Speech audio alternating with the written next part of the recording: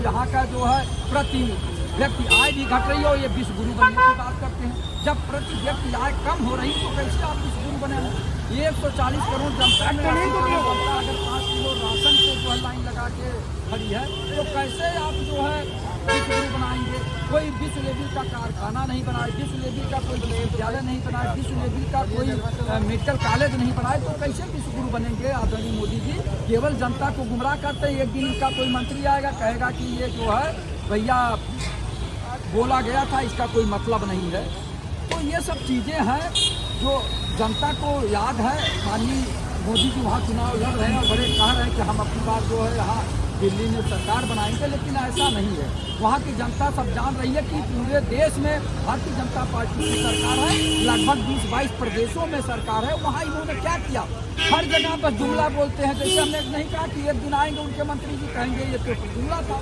तो उन्होंने कोई ऐसा काम नहीं किया है कि जनता उन पर विश्वास करे। मोदी जी बाड़ी के सौदागर हैं, बाड़ी के जादूगर हैं, बाड़ी के व्यापारी हैं, वो बाड़ी केवल बेचते हैं। और अरविंद केजरीवाल बोले थे तो उस पर 80% उन्होंने काम किया है।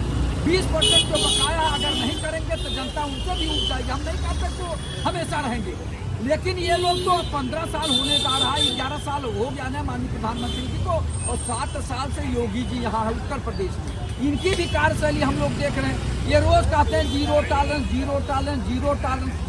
तहसील में चले जाइए तो लेखपाल से लेके एसडीएम तक भ्रष्टाचार में लिखते हैं। थाने में चले जाइए तो सिपाही से लेकर थानेदार तक भ्रष्टाचार में लिखते हैं। कभी भी आदरणीय योगी जी किसी थाने में और या किसी तहसील में न गरीब के भेष में न किसान के भेष में जांचने परखने देखने कभी गए नहीं कि हमारे कर्मचारी जनता के साथ कैसा व्यवहार कर रहे हैं। और ये कहते हैं रामराज है। क्या यही रामराज है कि जनता पिसती जा रही है? और इनके अगल बगल जितने एमएलए एमएलसी बैठते हैं, जितने आईएएस आईपीएस पीपीएस पीसीएस बैठते हैं, बड़े बड़े भ्रष्टाचारी बैठते हैं। उनका लखनऊ में हवेली, जिस जिले में है वहाँ हवेली, नोएडा गाजियाबाद नैनीताल में हवेली, और बड़े बड़े कृषि फार्म लखनऊ के इर्द गिर्द में बनाए हुए हैं। और ये लोग प्राइवेट डिग्री कॉलेज और यूनिवर्सिटी भी बनाए हैं और 6-6, 7-7 फॉर्च्यूनर लिए हैं। और इनके बच्चे ऑस्ट्रेलिया अमेरिका पढ़ रहे हैं और इनकी जांच नहीं हो रही है। ये भ्रष्टाचारी इनके बगल में बैठे, इनकी कब जांच कराएंगे योगी जी? पहले तो इनकी जांच कराएं, चाहे जिस दल के एमएलए एमएलसी है जो भ्रष्टाचारी है योगी जी के बगल में बैठते हैं, तो उनकी जांच कराना चाहिए, उन्हें जेल भेजना चाहिए, उनकी संपत्ति जब्त करना चाहिए, तब उत्तर प्रदेश होगा। लेकिन ये लोग वो काम नहीं कर रहे, केवल कहते हैं, बड़ी बड़ी मीडिया में कहते हैं जीरो टॉलरेंस, भ्रष्टाचार मुक्त उत्तर प्रदेश, अपराध मुक्त उत्तर प्रदेश, गुंडा मुक्त उत्तर प्रदेश। और हर जिले में टॉप 10 अपराधी हैं। अगर 75 जिले में टॉप 10 अपराधी जोड़ा जाए तो 750 टॉप 10 अपराधी भी बचे हुए हैं। उन पर कब कार्रवाई होगी? हाँ, मैं इनका सम्मान इसलिए करता हूँ कि कुछ इन्होंने लकीर खींची है। 2-4 बड़े अपराधियों को इन्होंने धराशायी किया, मिट्टी में मिलाया है। लेकिन और जो अपराधी बचे हुए हैं उन पर कब कार्रवाई करेंगे योगी जी? अगर योगी जी करते तो हम लोग इनको ईश्वर की तरह पूजते, सदियों सदियों ये लोग पूजे जाते। लेकिन ये काम नहीं कर रहे हैं, ये केवल दिखावा वाला काम कर रहे हैं। जो लाइन इन्होंने खींची थोड़ा सा, उसका हम लोग सम्मान करते हैं, आदर करते हैं और मानते भी। लेकिन जो और अपराधी बचे हैं और भ्रष्टाचारी बचे हुए हैं उनके ऊपर कब कार्रवाई होगी? तो ऐसे मोदी जी भी कहते थे, अजीत पवार, सुरेंद्र अधिकारी, हेमंत बिश्व शर्मा, जिन पे 70,000 करोड़ रुपया का घोटाला लगाए थे कि ये सब भ्रष्टाचारी है, चक्की पिसिंग। तो उसके बाद उन्होंने उनको जेल भेजने के बजाय, उनकी संपत्ति जब्त करने के बजाय गले लगा लिया।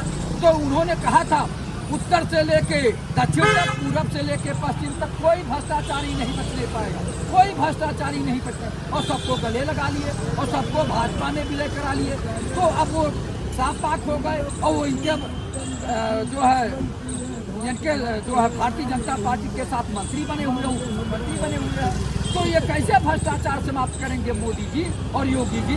तो जनता इनको जांच की है। मैं इसलिए बार बार कहता हूँ कि दफ्तर भ्रष्टाचार कौन है इसका जिम्मेदार, जिले जिले में भ्रष्टाचार कौन है इसका जिम्मेदार, मोदी जी योगी जी क्यों नहीं बताते? इसलिए कि इनके काम और आँख खुले, कम से कम कुछ कार्रवाई तो करें, जनता के हित में काम करें।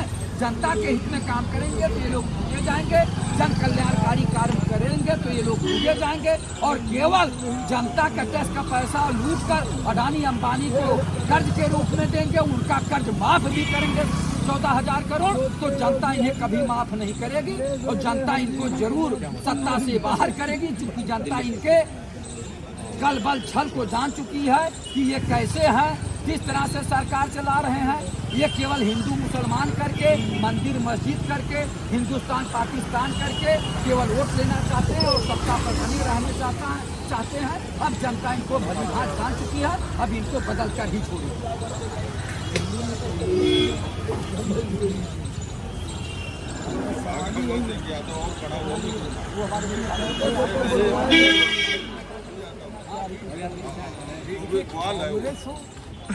आम आदमी पार्टी हो चाहे यहाँ ये सवाल नहीं, जनता तय करती है।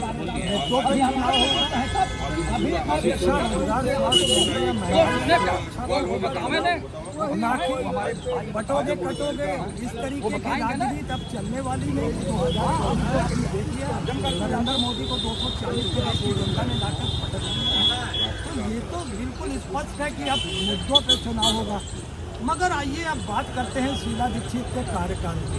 बड़ा सादगी भरा जीवन रहा, कोई आडंबर नहीं, कोई पैसे कमा के कोई उन्होंने अपने ऑफिस तैयार नहीं किए। जो मुख्यमंत्री आवास था वो 3500 करोड़ डॉलर से बन रहा है, राजमहल 700 करोड़ डॉलर से बन रहा है। मोदी और केजरीवाल को लोग देश की जनता समझ चुकी है कि ये जनता के हितों की बात नहीं करेंगे, ये अपने रहन सहन को बदलेंगे। ये कहते हैं कि हम कार नहीं लेंगे, ये नहीं लेंगे, वो नहीं लेंगे। मोदी भी यही कहता था कि भ्रष्टाचार नहीं होने देंगे, ना खाऊंगा ना खाने दूंगा। वो सबसे बड़ा भ्रष्टाचारी तो खुद नरेंद्र मोदी निकला। करोड़ों रुपए की आप बना रहे हो राजमहल और ये बना रहा है करोड़ों रुपए का शीश महल। मगर एक सादगी का जीवन जीने वाली शीला दीक्षित ने दिल्ली को क्या क्या दिया, ये सारा देश देख रहा है। मेडिकल कॉलेज हो, एम्स हो, पुल्स हो, सड़कें हो, जल हो, बिजली हो, आप किसी भी चीज़ पर उनका कहीं कोई तुलना नहीं होती। हाँ, ये जरूर मैं कहूँगा केजरीवाल ने स्कूलों में रंग रोगन जरूर कर दिया, फीस वहाँ बढ़ा दी, सुनिएगा, और महिलाओं को जो है बस फ्री दे दी। मगर आपने देखा दूसरी तरफ उन्होंने क्या किया, एक बोतल के दूसरी बोतल फ्री दे दी, ताकि जो घर का मुखिया वो पी के नाली में पड़ा रहे, बेरोजगार हो जाए, बिल्कुल घर उसका तहस हो जाए। एक तरफ तो आप महिलाओं को फ्री सर्विस दे रहे हो, उनके बच्चों को पढ़ाने की शिक्षा देने की बात करते हो, और दूसरी तरफ उसी के परिवार के मुखिया को आप शराब देते हो। कहाँ थे?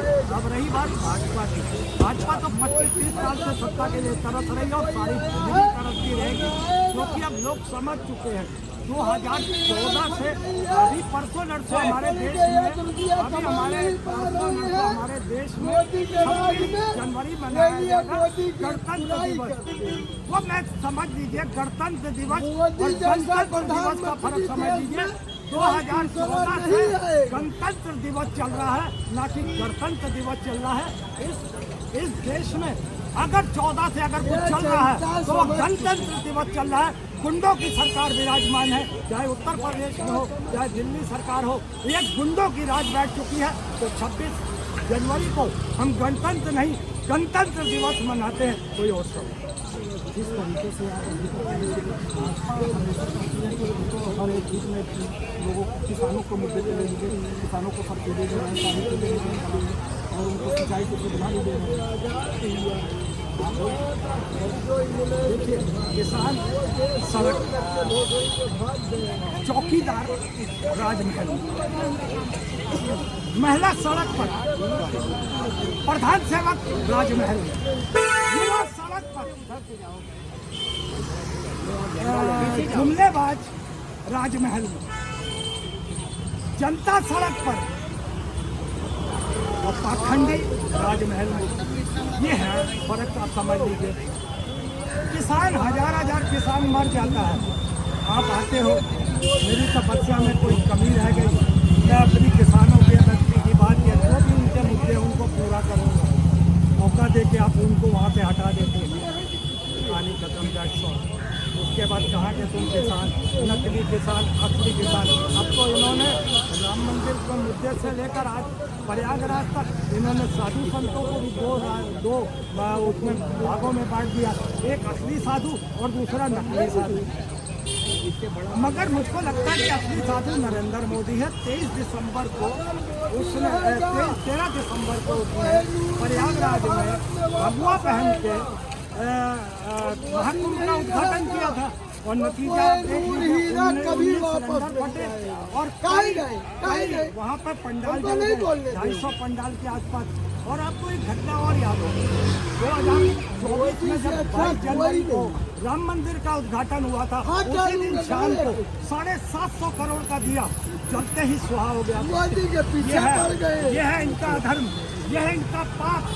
मोदी के राज में पेट नहीं जिताया है और दौलत नहीं। इंडिया जिस तरीके से राम जी ने आशीर्वाद दिया, उनके बेटे को भी आशीर्वाद देते हुए विधानसभा की सीट जिताएंगे हमको तो पकड़ लो पार्टी के, हमारे इंडिया गठबंधन के तहत। एक बात दूसरी आप ये समझ लीजिए कि ये किस बलबूते पे आएंगे। आप कहोगे, आप जाते हो झारखंड, वहाँ कह देते हो कि अगर कांग्रेस आ गई, घुसपैठी आ गए सत्ता में, तो आपकी बेटी को उठा ले जाएंगे, आपके मंगलसूत्र की बात करेगा, आपके साथ किस ये प्रधानमंत्री का आचरण हो, ये प्रधानमंत्री की भाषा हो सकती है। आप ये समझिए। अभी आप ये देखिए, आपको मैं दिखाऊंगा, कल 22 तारीख थी सर, कल 22 तारीख थी सर। 1 मिनट बस निकल गया। अरे भाई नहीं बोलो यार, तुम काहे बोल रहे हैं? बोल नहीं रहे तो और क्या कर रहे हो तुम? सत्या पिटा रहे हो और क्या? काहे बोल रहे थे? ब्राइटनेस छोड़। ये सर कल का पेपर है भाई। मैं कार्यालय में बैठा था, मैंने ये पेपर पढ़ा। देश का निर्लज प्रधानमंत्री कहता है बेटी बचाओ बेटी पढ़ाओ, मगर एक रैली के दौरान इसने कहा था बेटी बचाओ बेटी पटाओ। तो ये बताओ यार, नीतीश कुमार कहा था पलटू राम है, पलटू राम तो तुम हो। तुमने कहा था बेटी बचाओ बेटी पटाओ। एक तुम तय कर लो कि तुम बेटी पटाओगे या पढ़ाओगे। नरेंद्र मोदी ये तय करो। मैं तो उनका वीडियो देख लीजिए, रैली में नहीं हो तो अब आपको मैं जब आप निकलेंगे यहाँ से प्रोग्राम करके, मैं वो वीडियो दिखा दूंगा जब रैली में खुलेआम नरेंद्र मोदी ने कहा था। और इतनी बेशर्मी है वहाँ से वो चुपचाप निकल गया, तो देश की जनता से माफी नहीं मांगी। तो इसीलिए हम कह रहा हूँ पलटू राम ये नीतीश कुमार ने ये है, इसलिए कहा था बेटी पढ़ाओ बेटी पटाओ। और ये कल करोड़ों रुपए का विज्ञापन दे रहा है कि बेटी बचाओ बेटी पढ़ाओ। तो तुम बताओ, तुम अपनी जगह पे कायम हो? तो निर्लज प्रधानमंत्री, तुम 240 किलोमीटर के चलने वाले वो रथ हो, अब अपना पद त्याग दो। अगर शर्म है तुम में, तुम्हारे पास 272 का आंकड़ा नहीं है। और जो तुम 5-5, 6-6 बिल लाए हो ना, उनको तुमने डस्टबिन में डाल दिया है। जानते हो क्यों? क्योंकि तुम जिस राहु केतु को तुमने पाला हुआ था अपने इर्द गिर्द, चंद्रबाबू नायडू और नीतीश कुमार, वही तुम्हारी बखिया उधेड़ने पर तुले हुए हैं। तुम्हारे आपने अपने 20 सांसद जो वोटिंग होती है, मैं प्रधानमंत्री के 20 सांसद लोकसभा से गायब होते जब वो होती हो, वोटिंग होती हो। ऐसे प्रधानमंत्री और ऐसे सांसदों की क्या बात करें? तो बार वाले से तुम क्या उम्मीद रखोगे कि वो तुम्हारे साथ चलेगा? यही है वो लोग जिन्होंने क्रिमिनल डायरेक्ट भर्ती या कोई भी बिल, और यह भी दिया एक कोड पाला इसने नरेंद्र मोदी ने, 1 नेशन 1 इलेक्शन। अरे तुम्हारी तो क्या औकात ही नहीं है। अब तुम क्या बात करोगे? जब तुम 282 पे थे तब भी यही नारा था, जब 303 पे थे तब भी यही नारा था। अब 240 की औकात रह गई, तुम कर क्या पाओगे? ये तो जरा देश की जनता से देश की जनता को बरगलाओ नहीं। देश की जनता अब समझ चुकी है। जिस तरीके से तुमको दिल्ली में खदेड़ा है, उसी तरीके से हर प्रांत में भारतीय जनता पार्टी को नस्ल नाबूद करते हुए देश को भारतीय जनता पार्टी से मुक्त कराएगी ये देश की जनता। ये मैं आपको आश्वस्त करता हूँ। चलो नेक्स्ट। जिस तरीके से चाचा जी कह रहे थे भाजपा के तमाम आजा पन्नू, क्या आप इसमें पन्नू इधर आ। अरे भैया हम जरा क्या बोले, अभी प्रश्न खुद है। एक माननीय प्रधानमंत्री को अपमानित शब्द का प्रयोग कर रहा है, ऐसे आतंकवादी को जेल में भेज दिवा देंगे। एक माननीय प्रधानमंत्री के जो उच्च कुर्सी पर भारत का प्रधानमंत्री, भारत की जनता ने जनादेश दिया है। आप डिबेट पर कराना पसंद करते हैं तो पहली बात तो पहले अधिकार ले लीजिए कि ये एक प्रधानमंत्री को आना शब्द का जो प्रयोग कर रहे हैं, ये डिबेट जो कराएगा वो उसकी भी जांच होगी, और जो पत्रकार बन के जो प्रधानमंत्री के बारे में जो बोल रहा है ऑन स्पॉट जेल भेज दिया जाएगा ऐसे आतंकवादी। अब रही सवाल दिल्ली का चुनाव। मेरा नाम राम दुलार यादव है, बनारस मंडल का रहने वाला हूँ, भारतीय जनता पार्टी के राष्ट्रीय सचिव पद पर हैं। अब लखनऊ के राजधानी विधायक निवास गेट नंबर 1 पर आप डिबेट कर रहे हैं। दूसरी बात उपचुनाव का बात हो गई, सब पर बात हो गई। रही दिल्ली के चुनाव के सवाल पे, दिल्ली का चुनाव, दिल्ली की जनता विकास चाहती है। वर्तमान समय का जो मुख्यमंत्री केजरीवाल है 2000 करोड़ों का घपला किया, जिसकी जांच हुई 8-9 महीना पुलिस कस्टडी में, ईडी सीडी के जांच में उसकी पकड़ी गई है खामियां। जनता, वहां की सीबीआई, वहां की प्रशासन इसकी घोटाला को उजागर कर दिया। आबकारी विभाग से लेकर के सभी विभागों के जांच में केजरीवाल लिप्त है और वहां की जनता विकास चाहती है। यदि वो विपक्ष को वोट कर देती है तो कोई विकास नहीं होगा। पढ़ा लिखा नौजवान आप हैं, दिल्ली की जनता विकास चाहती है। अब माननीय नरेंद्र मोदी जी के चेहरे पर चुनाव होगा और दिल्ली की सरकार भारतीय जनता पार्टी की बहुमत से बनने जा रही है और केजरीवाल की जमानत जब्त हो जाएगी। कांग्रेस पार्टी की तो पहले नैया डूबी हुई है, पहले की डूबी हुई है।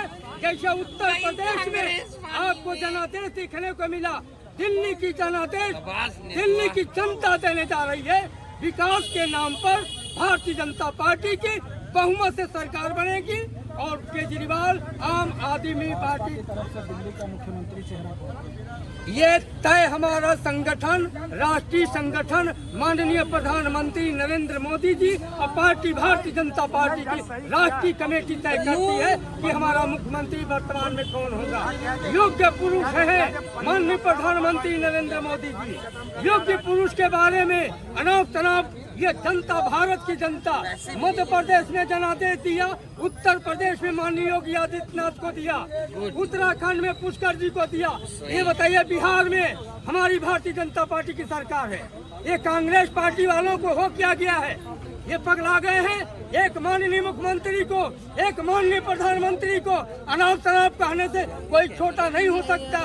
पत्रकार महोदय, डिबेट पर बात करते समय सावधानी बरतिए कि कुर्सी की गरिमा रखते हुए आप बात करें, अन्यथा आपको डिबेट से कैंसिल कर दिए जाएंगे। यदि जो पत्रकार महोदय, मैं चैलेंज दावा करके कह रहा हूँ, यदि डिबेट पर माननीय प्रधानमंत्री महोदय को बारे में, यदि माननीय योगी आदित्यनाथ के बारे में अनाप तनाप करेंगे तो डिबेट जो कराएगा उसकी भी जांच कराएंगे। और जो डिबेट पर अनाप तनाप एक प्रधानमंत्री के बारे में बोलेगा उसकी भी जांच कराएंगे और कार्रवाई करा के सख्त से सख्त कार्रवाई करा के जेल भिजवाने का काम करेंगे। जिस तरीके से अभी दिल्ली के चुनाव को लेकर क्या आप जो सत्य है वो सत्य है। एक प्रधानमंत्री के बारे में अनाप तनाप बोलोगे, बोलने का अधिकार तुमको दिया। यहाँ पे एक चीज ये देखता हूँ, वो पागल है, पंजाबी प्रधानमंत्री को तुम जानकर की बात करता है, और पन्नू की बात करता है। 2-3 साल से देख रहा हूँ, नहीं गलत है ना, एक नहीं ही बात बोलने पकड़ का लेते अधिकार हैं। नहीं दिया है। एक ही बात मुख्यमंत्री को, कर लेते हैं। प्रधानमंत्री को जो वो 300 करोड़ का दिया था वो जलाया बुझ गया। अरे ऐसे बेवकूफ लोग तेरी कहाँ से डिबेट में आ जाते हैं, क्या क्या बात करते हैं। अरे क्वेश्चन ये पूछा है कि दिल्ली में, आपने क्वेश्चन ये पूछा कि दिल्ली में किसकी सरकार आ सकती है या क्या हो रहा है, ठीक है, उसमें बात करो। फिजूल की बकवास करना इस डिबेट में, ठीक है, जनता सुनेगी तो ये कहेगी ये देखो, ठीक है, कम बोलिए, सटीक बोलिए। मेरा कहने का मतलब है, देखिए केजरीवाल की 12 साल से सरकार है, ठीक है, तीसरी बार अपना मुख्यमंत्री बना है, चाहे उसने जो भी अपना काम किए हैं, ठीक है, तो संभावनाएं उसकी मेरे हिसाब से ज़्यादा है। भाजपा कोशिश कर रही है कि फाइट करने की कोशिश कर रही है और हो सकता है कुछ उनको ऊपर मिल जाए। लेकिन जितना कांग्रेस आगे बढ़ेगी, देखिए 16% मुस्लिम हैं, 13% दलित हैं, 29% का जो वोट है उसको कांग्रेस के जो नेता हैं वो एक संविधान की किताब लेके और उनकी बहन जी और खुद नीले रंग की साड़ी और नीले रंग का टी शर्ट पहन के, जो बहुजन समाज पार्टी पहनती थी वो आज़ाद समाज पार्टी के वो भी पहने घूम रहे हैं। एक दिखाने की कोशिश कर रहे हैं कि बहुजन समाज पार्टी नहीं मतलब हम ही बहुजन नायक हैं और यह अंबेडकर के सबसे बड़े रिश्तेदार हम ही हैं, ठीक है, और कोई नहीं है। अगर ये वर्ग लाने में अगर बरगला दिया दलितों को और मुस्लिमों को, ठीक है, तो ये भाजपा का फायदा कर देगा, ठीक है। ये 29% वोट अगर आम आदमी पार्टी के इन्होंने काट लिए, अगर 15% भी काट दिए तो भाजपा को फायदा दे देंगे, ठीक है। केजरीवाल और इनमें फाइट है, हो सकता है कांग्रेस को 2-1 सीट मिल जाए। हाँ, पूर्ववर्ती कांग्रेस ने बहुत अच्छा काम किया था 15 साल में, ठीक है। शीला जी की को मैं अप्रिशिएट करता हूँ, बहुत काम किया। और ये जो इतना बड़ा जाल फैलाया है मेट्रो का, वो शीला जी की अपना देन है। शीला जी ने बहुत अच्छा काम किया, एक निर्भीक, ठीक है, विद्वेषी थी, बहुत अच्छा उन्होंने काम किया है। उसके बाद केजरीवाल का काम केवल ऊपरी दिखावा करा है, और लेकिन जनता भोली वाली है, फ्री में दिखने वाली है, ठीक है। फ्री में तो संभावनाएं हैं कि हो सकता है परिवर्तन हो, लेकिन केजरीवाल आप युवा हैं और युवा क्या सोचता है इस बार? मैं ये कहना चाहता हूँ बीबी छोड़ा उसको गौतम बुद्ध और टकला होने से कुछ चाणक्य नहीं होता। ये बात क्यों कहता हूँ? क्योंकि जब पहली बार प्रधानमंत्री पद जब चुनाव लड़े नरेंद्र मोदी आए थे, उन्होंने बोला था बनारस में, मुझे माँ गंगा ने बुलाया, माँ गंगा के साथ इनने छल किया। छल का ये है कि नमामि गंगे प्रोजेक्ट आया, नमामि गंगे प्रोजेक्ट के बाद हमने जो है खूब नदी साफ नहीं किया। दूसरी बात, जब ये कहते हैं कि हम भ्रष्टाचार को कमी करें, अजीत पवार हो गए, शुभेंदु अधिकारी हो गए, हेमंत बिश्व शर्मा हो गए, तमाम जितने नेता हैं सारे भारतीय जनता पार्टी के मूल रूप में बैठे हुए हैं। क्यों कहते हैं चक्की पीसिंग करेंगे? 70,000 करोड़ का घोटाला, 50,000 करोड़ का घोटाला, जो भी घोटाला भारतीय जनता पार्टी के सारे नेता वॉशिंग मशीन में जुड़ गए। मैं इनकी नीयत बता रहा हूँ। इन्होंने बोला कि हम गौमांस को गौ हत्या बंद करेंगे, गाय हमारी माता है। आपकी माता अगर गाय मानते हैं, आप गाय को नहीं काटते। आप एक तरह यूपी में स्लॉटर हाउस योगी आदित्यनाथ बोले जब सत्ता में काबिज हुए थे तो उन्होंने बोला था कि हम पूरे स्लॉटर हाउस बंद करेंगे। आज भी आप देख सकते हैं यूपी में कोई स्लॉटर हाउस बंद नहीं है, सारे स्लॉटर हाउस चल रहे हैं। आखिर ये योगी आदित्यनाथ चलवा रहे हैं। उनके तमाम चीज़ों पे तो इकोनॉमी के मुद्दे पर बात करें, अगर हम इकोनॉमी के मुद्दे पर अगर ये रह गया 87 रुपये चला गया है, जिस कांग्रेस सरकार को 54 रुपये लाने में 70 साल लग गए, वो भारतीय जनता पार्टी ने मात्र 10 साल में जो है उन्हें 86 रुपये ला दिया है, 87 रुपये ला दिया है। 2014 में जब मनमोहन सिंह ने जब सत्ता दिया था मोदी जी को, उसमें 28,000 रुपया गोल्ड का रेट था 10 ग्राम का, 82 से 82,500 रुपया आज 10 कैरेट ग्राम का गोल्ड आ गया है। भारतीय जनता पार्टी ने महंगाई के मुद्दे पर ये कर दिया है, महंगाई इतना बढ़ा दिया है, 47% लोग, हम नहीं कर रहे हैं, ये भारत सरकार का डेटा है, संसद में 47% लोग जो है अपना प्रीमियम का फर्स्ट किस्त नहीं पे कर पाए हैं। अभी कल का एक डेटा आया हुआ है भाई साहब कि 10,000 जो भी व्यक्ति के छोटे वर्ग के लोग हैं, 10,000 रुपया अगर उन्होंने लोन लिया हुआ है, वो पर्सनल लोन लिया है, उन लोगों ने भी अपना जो है लोन पे नहीं कर पा रहे हैं। और दूसरी चीज, आज ही योगी आदित्यनाथ ने एक नया फैसला निकाल दिया है, आदेश दिया है मतलब बिजली विभाग को कि सुबह का बिजली का यूनिट अलग रहेगा, शाम के बिजली का यूनिट अलग रहेगा। यहाँ तक लागू नहीं हुआ है, बात आपने बहुत सही कहा है, लागू नहीं हुआ है। शक्ति बहुत प्रदर्शन हो रहा है, आपने देखा होगा, किस चीज़ का हो रहा है? प्राइवेटाइजेशन कौन करा बिजली का? हमने तो किया नहीं, हमने तो बनवाया। गेल बेच दो, भेल बेच दो, जो तुम्हारे खिलाफ बोले उसको जेल भेज दो। भारतीय जनता पार्टी का नियत में शुरू से रहा है, क्योंकि आप जो है तो एक तरफ अगर बात करते हैं कि बिजनेस नहीं करते हैं, भारतीय जनता पार्टी पूरी जो है बेचने के मूड में है। आपने LIC का आपने शेयर बेच दिया, अभी आप माकू में गए 60-60 लाख में, 70-70 लाख में आपने स्टॉल बेच रहे हैं आप। तो भारतीय जनता पार्टी के भी आप यही अयोध्या गई, अयोध्या में भी तो चुनाव है। आप देखिए राजस्थान गए 500 का सिलेंडर देंगे, मध्य प्रदेश गए 500 का सिलेंडर देंगे, दिल्ली गए 500 का सिलेंडर देंगे, यूपी गए 500 का सिलेंडर देंगे। हर जगह आप 500 का सिलेंडर देते हो तो सिलेंडर का रेट ही घटा दीजिए, सेंटर में तो आपकी ही सरकार है। रेट आपने जीएसटी इतना बढ़ा दिया है 18% दूध दही छाछ मट्ठा हर चीज पे आपने ले लिया है। 18% आपने एजुकेशन पर जीएसटी कर दिया है। गाड़ी अगर कोई लेने जाता है उस पर जीएसटी कर दिया है। आप जो महंगाई का मुद्दा पे भारतीय जनता पार्टी बात नहीं कर पा रही है। ये बोले थे कि मांगे 2 करोड़ रोजगार देंगे। रोजगार का आलम ये रह गया कि सिर्फ ये अपने लोगों को इवैक्यूएट कर रहे हैं। आपने ये भी देखा होगा कि भारत सरकार ने यूपीएससी में इन्होंने लेटरल एंट्री किया था। वो किसके लिए किया था? हमारे लिए तो नहीं किया था, युवाओं के लिए तो किया नहीं था। ये अपने लोगों चुनिंदे लोगों को भरने के लिए यूपीएससी के लेटरल एंट्री में भारतीय जनता पार्टी ने उनको एक किया था। तो भारतीय जनता पार्टी के नेताओं को बताना चाहिए कि आप सिर्फ अपने चहेते लोगों को आप सिर्फ भरना चाहते हैं कि आम जनमानस भी है। आपने बोला कि हम 2 करोड़ रोजगार देंगे, आपने 2 करोड़ रोजगार नहीं दिया। आपने लोन को जो है ऐसे आप जो है जो मेहुल चौकसी हो नीरव मोदी हो आपने उनको लेकर के आ नहीं पाए। एनपीए अलग घोषित हो गया हो। भारतीय जनता पार्टी सिर्फ कहती है, करने की पॉलिटिक्स नहीं करती है।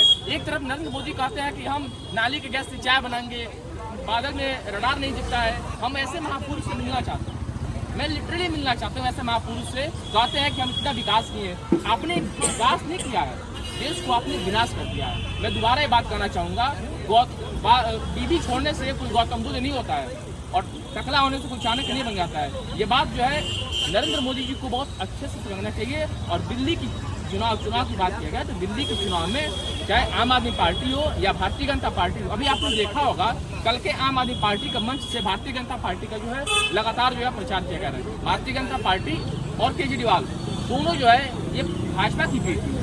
वहाँ पर जितना विकास कांग्रेस ने किया हुआ है दिल्ली में या पूरे भारत की विकास किया गया है। आज जिस महल में बैठते हैं योगी आदित्यनाथ, जिस महल में बैठती है भारतीय जनता पार्टी, वो सारा बनवाया कांग्रेस का है। दोबारा एक बात मैं और आपको याद दिला दूं, मैं जब 2014 में संसद भवन का मत्था टेका था नरेंद्र मोदी ने, उनने उसको बदल दिया।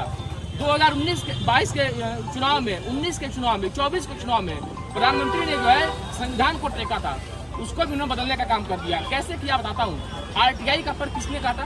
2006 में राइट टू इंफॉर्मेशन का आया, जब आया कांग्रेस सरकार ने लेकर के आया तो उसको किसने पलटने का काम किया? अभी आपने देखा होगा चुनाव आयोग ने नया डेटा जारी किया है कि आप जो है नया कानून लागू किया है। आप आम जनमानस, आम जनता भारतीय चुनाव आयोग से वो कोई परमिशन मतलब कोई जानकारी नहीं ले सकती है। तो आप जो है संविधान का पर काटने का काम कर रहे हैं। आप डायरेक्ट इलेक्ट्रल एंट्री अपने लोगों को देना चाहते हैं। संविधान अगर नहीं बदल, आप कहते हैं अगर संविधान नहीं बदल रहा है तो आपने लल्लू सिंह के ऊपर क्या कार्रवाई किया? वही तो कहते हैं ना अयोध्या सीट से कि हम 400 सीट आएंगे तो संविधान बदल देंगे। वही तो कहते हैं, आपकी जितने नेता है यही तो बयान देते हैं। आपने अगर उनके ऊपर क्या कार्रवाई किया? अगर आपने कार्रवाई नहीं किया होता, कार्रवाई किया होता तो मानते कि आप संविधान नहीं बदलते। आपने आरटीआई का पद बदल दिया। आप अपने लोगों को यूपीएससी में लेकर के आ रहे हैं। दिन प्रतिदिन जो मनचाहा आ रहा है कानून लेते आ रहे हैं। आपके ऊपर कोई देख रेख करने वाला नहीं है। चाहे वक्त बिल हो, चाहे हिंदू संशोधन का बिल हो या क्या बोलते हैं जीएसटी का बिल हो, कोई भी बिल हो आप मन मर्जी ला के पास करा लेते हैं। सारा बिल तो आप ही के हाथ में पास करा लेते जा रहे हैं। आप मनचाहा कानून संविधान हम बदल तो नहीं रहे, आप ही तो बदल रहे हैं 10 साल में। ये 10 साल हो गया। आप 2014 में बोले थे बुलेट ट्रेन लेकर के आएंगे। हम उस बुलेट ट्रेन में बैठना चाहते हैं। बुलेट ट्रेन नहीं तो हम आ तो गया बुलेट ट्रेन, तो आपने बैठा है कभी? क्यों नहीं बैठे भाई साहब? हमको जानना है तो इस चीज़ को। आपने बोला था कि चप्पल पहनने वाला उसमें हवाई जहाज बैठेगा, चप्पल पहनने वाला। आज आप देख करके जाइए, अभी अगर हमको जाना हो यहाँ से म्यांमार जाना हो और हमको यहाँ से गोवा जाना हो तो मैं म्यांमार जाऊँगा। क्यों? क्योंकि म्यांमार का टिकट जो है 22,000 का है यहाँ से लखनऊ से। और अगर हमको यहाँ से गोवा जाना हो तो यहाँ से टिकट लखनऊ से गोवा का टिकट 32,000 है। तो क्या गरीब पहुँच पाएगा? अगर दिल्ली जाना हो, मुख्यमंत्री का सिर्फ प्रधानमंत्री का दोनों लोगों का सपना है डबल इंजन ट्रिपल। भाई आपके साथ डबल इंजन है, सेंट्रल गवर्नमेंट है, स्टेट गवर्नमेंट है, छोटी इकाइयाँ भी हैं, नगर पंचायत भी है, ब्लॉक प्रमुख भी है, जिला पंचायत भी है। सारा कुछ तो आपका ही है। आपने विकास का क्या किया है? खाका मॉडल आपने क्या तैयार किया है? गांव में आप जाइए, विधायक जो है जूते मार खाए जा रहे हैं, ठेकेदार जूते विधायक को मार रहे हैं। भारतीय जनता पार्टी का एक नेता भी कार्रवाई नहीं कर पा रहा है। चाहे योगेश वर्मा की बात हो, चाहे हमीरपुर की बात हो, चाहे संत कबीरनगर की बात हो, जितने भी विधायक के मार खाए जा रहे हैं सरकार नहीं कर पा रही क्योंकि इनके पास पावर ही नहीं है। पावर सारा स्विच कर दिया गया है। मुख्यमंत्री ने सारा मतलब कंट्रोल अपने कब्जे में ले लिया है। आप एक जाति की, एक धर्म की आप पॉलिटिक्स कर रहे हैं। जब आप एक जाति की, एक धर्म की पॉलिटिक्स कर रहे हैं, आप संविधान में लिख दीजिए ना। तो अगर सबका साथ सबका विकास है तो भारतीय जनता पार्टी के कैबिनेट में कितने मुसलमान हैं? भारतीय जनता पार्टी के यूपी के कैबिनेट में कितने मुसलमान हैं? भारतीय जनता पार्टी के जो कहती सबका साथ सबका विकास जब कहती है तो ये हमको लगता है कि सबसे बड़ा राजनीतिक छुड़ावा है। भारतीय जनता पार्टी ये भी जो कहती थी डरोगे तो मरोगे, कटोगे तो बटोगे, कहती थी ना, तो ये जो महाकुंभ हो रहा है, जो इतने लोग इकट्ठा स्नान कर रहे हैं, ये कौन स्नान कर रहा है? ये दिखाता है कि आपको राजनीतिक तमाचा है। वो आपसे जाति नहीं पूछते हैं, वहाँ से आपके धर्म नहीं पूछते हैं, वो सब लोग इकट्ठा होकर नहाने जा रहे हैं। आपसे कोई ये नहीं पूछा है। भारतीय जनता पार्टी सिर्फ कहती सबका साथ सबका विकास, सबका साथ सबका विकास नहीं है। अगर सबका साथ सबका विकास होता अगर तो आईसीसी का चेयरमैन अमित शाह का बेटा नहीं बनता। जिस व्यक्ति ने आज तक बैट नहीं पकड़ पाया, आज वो आईसीसी का चेयरमैन बना बैठा हुआ है। आप अडानी को सिर्फ सारा गुजरात की सारी कंपनियां जो है इलाहाबाद में सारी कंपनियों को ठेका कौन दिया है? गुजरात का लॉबी मिला हुआ है, पूरे गुजरात कैडर का लोग मिला हुआ है। आप नहीं अगर हमारी बात पर विश्वास करते हैं, लोकल इंटेलिजेंस, लोकल मीडिया से अगर आप जानकारी लीजिए तो पूरी गुजरात या पूरा अयोध्या का विकास का जितना भी उन्होंने कराया है, जितने कॉन्ट्रैक्टर हैं सारे गुजरात के हैं। हमारे वहाँ आप हमसे वोट लोगे, कंपनी का काम सारा गुजरात के लोगों को दोगे, विकास जो है गुजरात में ही करो, वहीं के लोगों से वोट मांगो। हमारे साथ सिर्फ छलावा है। यूपी में आज आप जाकर देखिए, किसी भी कॉन्ट्रैक्ट बेस पे देखिए, छोटा लेवल हो बड़ा लेवल हो, सिर्फ गुजरात के ठेकेदार जो हैं बैठे हुए हैं। गुजरात के लोगों को ही सिर्फ नौकरी मिल रही है, गुजरात में ही सिर्फ प्लांट लग रहा है। हम लोग की तरफ हमारे लोग के बच्चे जो है सिर्फ झंडा ढो रहे हैं। झंडा ढोने का काम हिंदू बहुत खतरे में है, हिंदू खतरे में, तो उनके भी बेटे को निकालिए ना, जिनके बेटे जो बड़े राजनीतिक पदों पर बैठे हुए, उनके बेटे कब आएंगे बचाने के लिए? वो बचाने नहीं आएंगे। आप विरोध जो आप कर रहे हैं, अभी आपने देखा होगा राजस्थान की बात किया गया है, आपने 450 स्कूलों बंद कर दिया। राजस्थान में देखिए जो है दलित जो है मारा जा रहा है घोड़ा पे चढ़ने के लिए। अभी कल का एक फोटो वायरल हुआ है, दलित जो है घोड़े पे बैठ करके गया है घर पे बारात में ले करके, तो 50 से ज़्यादा सुरक्षा कर्मी जो है उनकी सुरक्षा में लगे हुए हैं। तो ये तो दिखाता है कि आप ना संविधान मानते हैं, ना आप दलितों को मानते हैं, ना आप सारे वर्ग के विरोधी हैं आप। और सबसे ज़्यादा तो मैं कहना चाहूँगा रोजगार के मुद्दे पे, महंगाई के मुद्दे पे सरकार से विनम्र अनुरोध है कि आप सत्ता त्याग दीजिए, नहीं चला पा रहे हैं आप तो, लेकिन महंगाई को तो कंट्रोल करिए। इन्फ्लेशन रेट आपने जो है 6.8 तक कर दिया है, खुदरा दर भी जो है आपने 4.5 तिमाही चला गया है। इन्फ्लेशन दिन प्रतिदिन बढ़ता जा रहा है, सरकार का इस पर कोई कंट्रोल नहीं है। कंट्रोल नहीं कर पाने का वजह यह है कि आप सिर्फ खुदाई कर रहे हैं। ये देख रहे हैं कहाँ पे क्या मिला मंदिर है, कहाँ पे क्या मस्जिद है। आप ये खोजिए ना भाई साहब, धरती के नीचे कौन से खनिज तत्व मौजूद है, वो नहीं खोज पा रहे हैं आप सिर्फ वही खोज रहे हैं। हमको अगर आस्था पूजना होता है भगवान को, मैं मंदिर जाता हूँ। भारतीय जनता पार्टी के नेताओं को पूजना होता है तो मस्जिद जाते हैं, क्योंकि उनको भगवान मस्जिद में मिलता है, हमारी श्रद्धा मंदिर में मिलती है। भारतीय जनता पार्टी सिर्फ धर्म की राजनीति करती है। भारतीय जनता पार्टी के नेताओं से मैं कहना चाहता हूँ, राजनीतिक मंच हो, कोई भी फोरम हो, आप हिंदू मुसलमान पाकिस्तान की बात छोड़ करके, धर्म की बात छोड़ करके, आप ओपन चैलेंज देता हूँ, अगर हम चर्चा कर ले तो मैं मानूंगा, क्योंकि उनके बयानों में सिर्फ हिंदू मुसलमान, भारत पाकिस्तान, इसके अलावा कोई बात ही नहीं कर सकते। ना ही महंगाई, ना ही रोजगार, ना ही महिला सुरक्षा, ना ही बाल संरक्षण।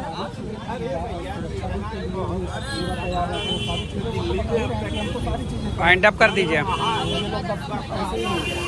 नहीं, वो कह रहे हैं ना, अभी देखे होगा आपने कल में जो है मेरठ में सिपाही मार खाया है। कल ही आपने देखा है, इनका सुरक्षा बताता हूँ, आपने बोला ना सुरक्षा में देखा होगा कि सामने में STF का दरोगा मारा है। कौन मारा है?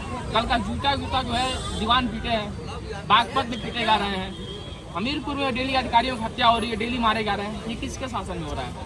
हमारे शासन में तो हो नहीं रहा है, भारतीय जनता पार्टी के शासन में हो रहा है। जिम्मेवार कौन है? जिम्मेदार कौन है? भारतीय जनता पार्टी का नेता है ना। और अभी आपने देखा होगा, हाथरस में देखा होगा 122 लोगों की मृत्यु हुई थी। बाबा के ऊपर आपने कोई कार्रवाई किया है क्या? आप एक जात एक धर्म की आप पॉलिटिक्स कर रहे हैं। अगर मानता, अगर आपने बाबा के खिलाफ भी कार्रवाई करते हैं, आप साहस दिखाते कर रहे हैं, लेकिन आपने कार्रवाई नहीं किया, कोई कार्रवाई आपने नहीं किया, क्योंकि 122 लोगों की मृत्यु हुई, क्योंकि वो बाबा थे, इसलिए आपने कोई कार्रवाई नहीं किया। भारतीय जनता पार्टी के जो नेता है ना, वो अगर इन सब मुद्दों को छोड़ करके बात करें तो वो किसी इकोनॉमिक, किसी लेवल पे, किसी फोरम पे बात नहीं कर पाएंगे। साहब सिर्फ कागज पे विकास देख रहे हैं। और मैं एक बात और आपसे कह दूं, मैं साहब 5 तारीख को ही इलाहाबाद को जा रहे हैं, प्रयागराज को जा रहे हैं। 5 तारीख को इसलिए जा रहे हैं कि जितनी दिल्ली मीडिया है, पूरा दिल्ली मीडिया उसको लगेगा, जो सत्य दिखाएगा उसको बुरा नहीं लगेगा, जो निष्पक्ष बात करेगा उसको बुरा नहीं लगेगा, दो तरफा बात करेगा उसको इस बात से बहुत बुरा लगेगा। क्योंकि 5 तारीख को नरेंद्र मोदी को वहाँ पे आके नहाने का आवश्यकता नहीं होनी चाहिए, क्योंकि देश की सारी दिल्ली मीडिया जितनी भी है, नेशनल मीडिया जो है, उनको मोदी को नहलाने का दिखाएगा। मैं तब मानता, दिल्ली मीडिया में तब नहीं कहता, छत्तीसगढ़ में पत्रकार की हत्या हुई, मार कर टंकी में फेंका गया, किडनी को 6 पार्ट में मिला गया। एक भी नेशनल मीडिया पर अगर कोई भारत की मीडिया दिखाई हो तो मैं ना कहूँ कि गोदी मीडिया नहीं है, गली मीडिया नहीं है। पत्रकार दिन प्रतिदिन मारे जा रहे हैं, या यूपी हो या राजस्थान हो, मध्य प्रदेश हो, हरियाणा हो, हर जगह का यही हाल है। लेकिन अफसोस की बात यह है कि ये जो देश है, पत्रकारों को चौथा स्तंभ कहा जाता है, लेकिन वो अपनी जो है मालिक के जूते चाटने के अलावा उनके अलावा कुछ काम नहीं रह गया है। पूछते हैं क्या, मोदी की आम काट के खाएंगे कि चूस के खाएंगे? ये देश की दल्ली मीडिया है। गरीब का बेटा अगर होते नरेंद्र मोदी, अगर वो, तो मैं ये मान सकता था, मैं उस माँ भी जो है अपने आप में जो है एक अलग पुत्र पैदा की है कि जिसका बेटा इंटायर पॉलिटिक्स में डिग्री लिया हो। मैं उस शख्स से मिलना चाहता हूं कि वो चाय कैसे बेच सकता है। अफसोस की बात यह है कि चाय बेचने वाला जो है, जिसको हाथ में जूठा कब देना चाहिए, अफसोस है इस देश का कि उसने उस व्यक्ति के हाथ में सत्ता सौंप दिया है। जूठा कब जिसको देना चाहिए था। और दोबारा ये बात मैं कहूँगा, देश जो चला रहे हैं नरेंद्र मोदी, बहुत जल्द आप हटने वाले हैं। आप इस चीज़ से बिल्कुल घमंड न रहिए। भारतीय जनता पार्टी के नेताओं को अगर सूर्य उगा है तो शाम भी होना तय है, शाम भी होगा तय है। दोबारा एक बात कहूँगा, गौतम सीधी छोड़ने से कोई गौतम बुद्ध नहीं होता है, बाल टकला होने से कोई अचानक नहीं होता है।